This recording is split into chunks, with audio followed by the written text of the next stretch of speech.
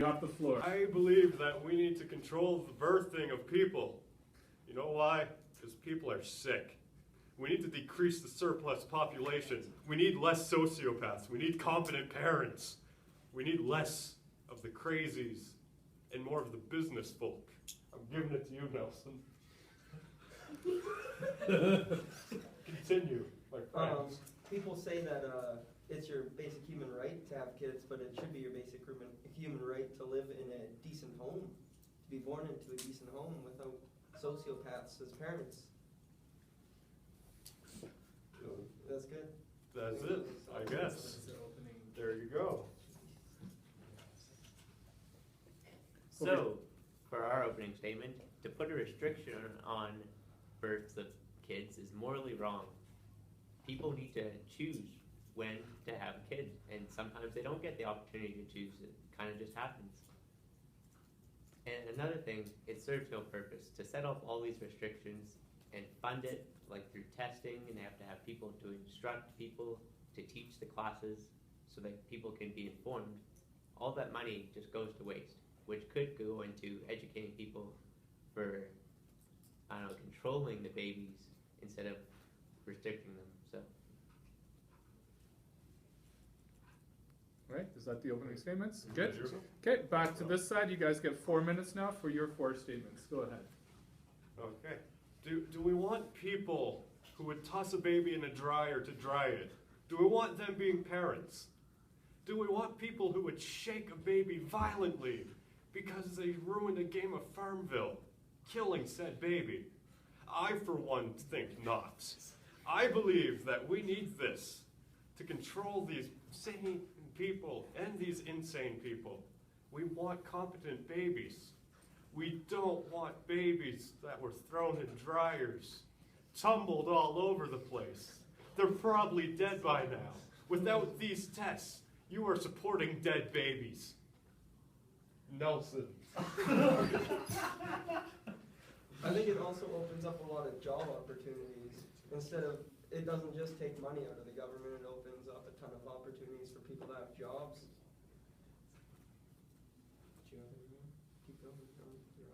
We need to control this surplus population so we can decrease the number of homeless people, decrease the number of people stricken by poverty and disease. All of this can be helped by controlling how we make babies. We gotta teach people how to do it right. We have to teach people about the birds and the bees, and not the birds in the hole that the birds go into. Back to you, Nelson. I think that's good. I guess that's it. That's it.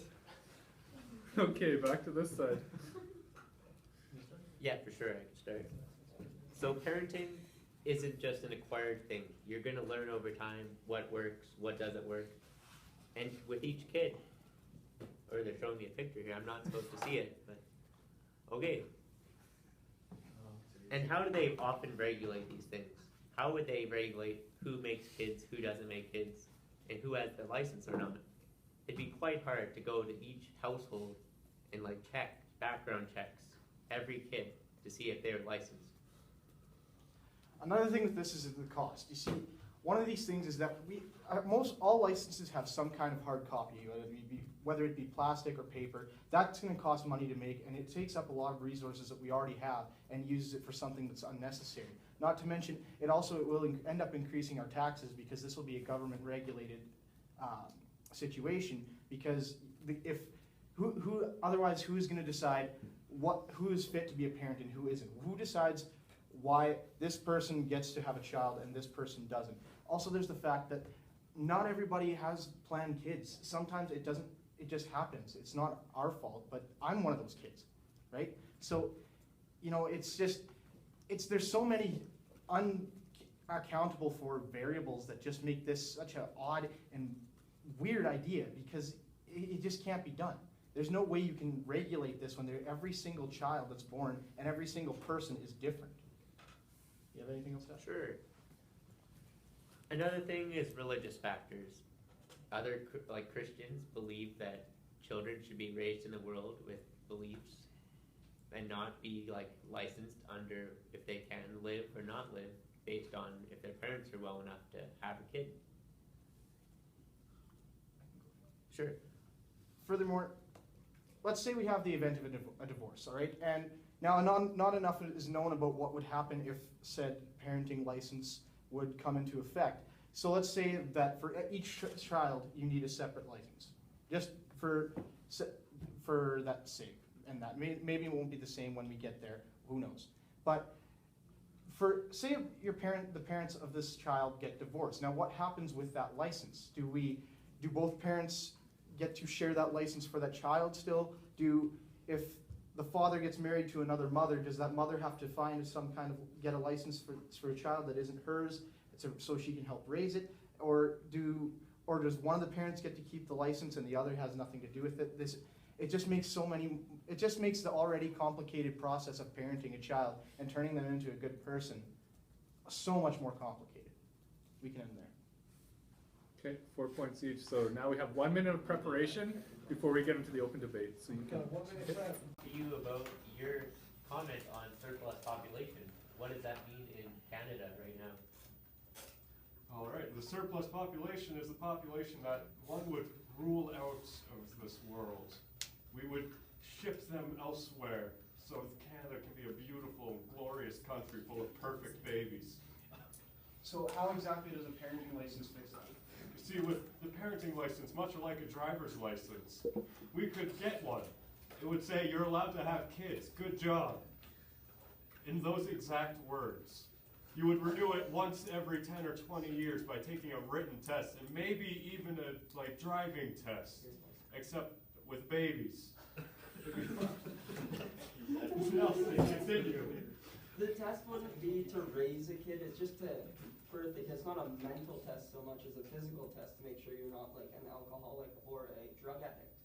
But those tests And you are can done. take the test after you get pregnant, so the accident thing doesn't really, you have 9 months, just to go make sure that you're not gonna kill this kid.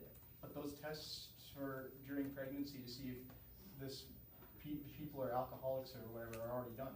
Yeah, but then if they know you're an alcoholic, they can kind of control you, maybe put you in a rehab kind of situation to make sure you're not just guzzling back vodka when you're gonna have this kid. Well, those people don't, there is laws against that, but already in place and they seem to be effective. On the other hand here, I'd like to raise the point that bringing in a parenting license would actually put a tax on our children, and people aren't a taxable object. That seems immorally wrong to me, you would, anyone else around, that we would pay more money just so we can have more people on the site. You can get tax benefits for having kids, so it's the same deal. But this would be taking those benefits away. Why is that different? Go ahead. What tax benefits do we get from having kids? If you have, you can get benefits for their schooling and whatnot. Okay, If you're but- paying for kids' schooling. So then we're gonna be giving each parent these benefits, and then we're gonna essentially take them away because we have to have a government funded, government regulated license for these kids. But We you have can to get, pay for our licenses for vehicles and everything else. Why you can would- get fined if, say, you do not pass the parenting test, or you just neglect to take it. It's not like you lose your kid, you just get fined. That money would go back into the parenting test, which again opens up jobs, which we're gonna spend money on anyways. So there's another flaw though. You're saying an unfit parent should only be fined for treating their child wrong when that can essentially destroy that whole child's future. Well, they'll be put on the watch list, like the social services watch list, of course, but you can't go take the kid just because of small reasons, like they didn't go take the test. I agree with you on that. You have anything you'd like to add right now, Kyle?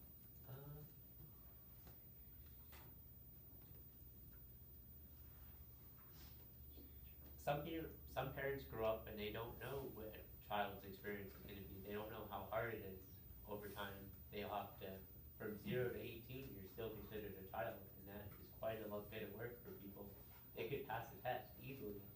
They know the stats, they know how to do the test, but they don't know how to do the hands-on stuff. It's not a test that would take stats, it's a physical test. It's making sure you aren't abusing drugs or alcohol. It's maybe a mental test, making sure you're not on antidepressants or bipolar. Alright, so what happens in the event, say that a parent doesn't exactly have the money to pay for a parenting license? It's not, you don't pay for it. I don't understand. You just go in, you take the test. The clinic is run just like a hospital. It's part of your,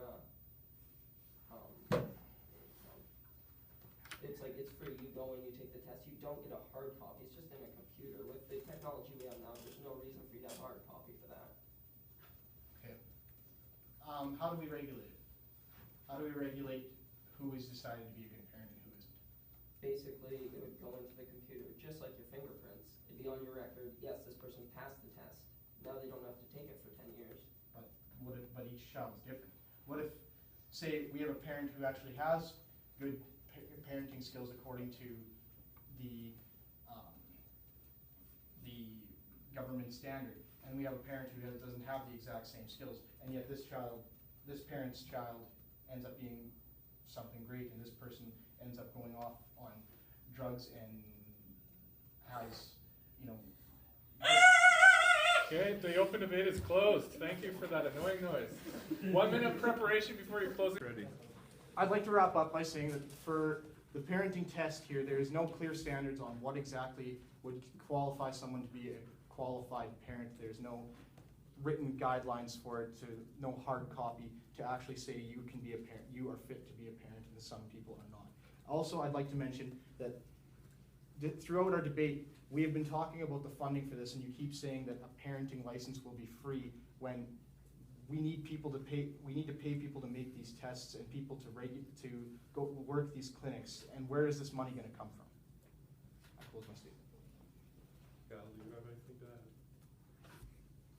Do you want to go first? All right. So the money would come from some from the government to open the job opportunities, and some from the from the fines that people get for not taking a parenting license. What was your You told them that? You could, yeah. I said that there are no clear standards on what would qualify Oh, someone to be a parent. We are not here to make the standards. We're not here to write the test. We're just here to say this is a good idea. This is what should be done. Really, it ultimately comes down to this. Are you willing to pay a little bit of money to keep a child safe? Think about it whenever you're on TV and you see that commercial for the poor African child who can't afford to feed himself or get nice water to drink. You're willing to pay that single dollar to save that child's life, aren't you? I know I am. And I know I'm willing to pay at least $25 or more to keep babies from being tossed in a dryer, from being crushed from groceries, from being put into book bags when put in schools. I'm willing to pay a little bit of money to keep a child alive. I don't know about you, but maybe that's just me. There we go. There.